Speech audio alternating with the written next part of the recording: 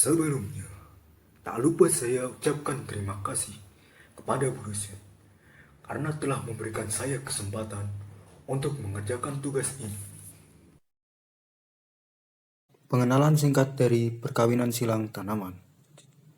Perkawinan silang atau persilangan tanaman. Dalam dunia pertanian, khususnya pemulihan tanaman, tentunya kita tidak asing dengan istilah tersebut. Namun, tahukah kamu apa arti istilah tersebut? Persilangan pada tanaman dapat diartikan sebagai proses penyerbukan yang terjadi antara tanaman atau populasi yang berbeda secara genetik. Pada tanaman menyerbuk terbuka, persilangan tanaman terjadi secara alami, baik dengan bantuan angin maupun serangga, dan bantuan manusia untuk tujuan tertentu. Bunga keladi termasuk dalam kategori bunga sempurna, yaitu terdapat kelamin jantan dan kelamin betina dalam satu bunga, sehingga mudah untuk dikawin silangkan. Prinsip kawin silang tanaman adalah mengambil serbuk sari dari bunga jantan untuk dioleskan pada bunga betina.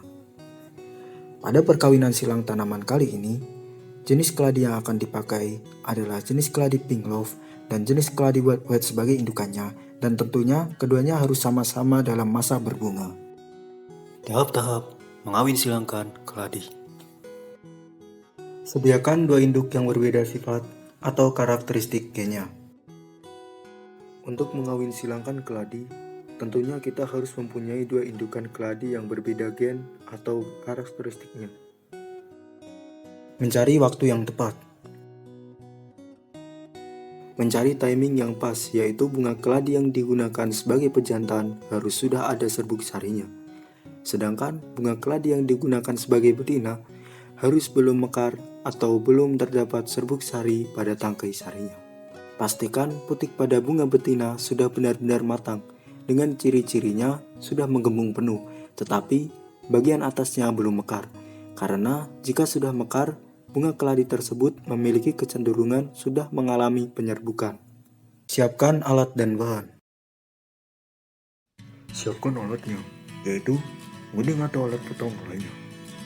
Kemudian, siapkan juga cotton bud sebagai alat untuk mengambil dan mengolah serbuk sari bunga keladi. Buka bagian dari pelindung putih.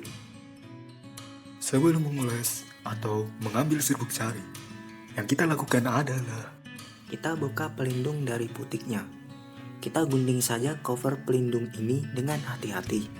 Di sini, gunting sifatnya opsional. Kita bisa menggunakan pisau, cutter, ataupun menggunakan jari. Ketika membuka bagian dari pelindung putik, usahakan jangan sampai mengenai putiknya, karena luka pada putik dapat menyebabkan gagalnya proses perkawinan, bahkan bisa mengakibatkan pembusukan. Gunting secara pelan-pelan sehingga kulit yang menutupi putik dapat dibuang. Pada permukaan putik terdapat cairan lengket, fungsinya untuk merekatkan serbuk sari agar menempel pada putik. Mengambil serbuk sari. Ambil serbuk sari dari bunga yang dijadikan sebagai pejantan memakai cotton bud. Cotton bud bersifat opsional. Kita bisa memakai kuas yang lembut atau bahkan cuma memakai jari. Apabila serbuk sari banyak atau dari jenis keladi yang bagus dan langka, kita bisa menyimpannya untuk digunakan lagi dalam penyerbukan atau perkawinan silang lainnya. Pencampuran serbuk sari dan putik. Setelah serbuk sari diambil, kemudian dioles pada putik sampai semua bagiannya terkena serbuk sari. Oles tipis-tipis, yang terpenting merata. Ketika mengoles, usahakan jangan terlalu menekan putik, karena dikhawatirkan biji pada putik pecah yang menyebabkan gagalnya perkawinan silang. Setelah kita rasa cukup, biarkan putik yang sudah dioles serbuk sari. Selama beberapa saat kemudian, taruh di tempat yang sekiranya tidak terkena air hujan secara langsung, tetapi masih terkena cahaya matahari bila diperlukan. Melindungi putik. Tutup menggunakan plastik tanpa diikat bagian bawahnya untuk melindungi dari air hujan. Plastik juga berfungsi untuk berjaga-jaga agar persilangan tidak terkena serbuk sari dari bunga lain. 4 hari berlalu. Terlihat bakal biji yang sudah mulai tumbuh. Walaupun belum berkembang membesar sepenuhnya, tangkai serbuk sari juga sudah mulai lepas dari putik ini. Tinggal kita rawat sambil kita tunggu membesar. 1 bulan telah terlewati.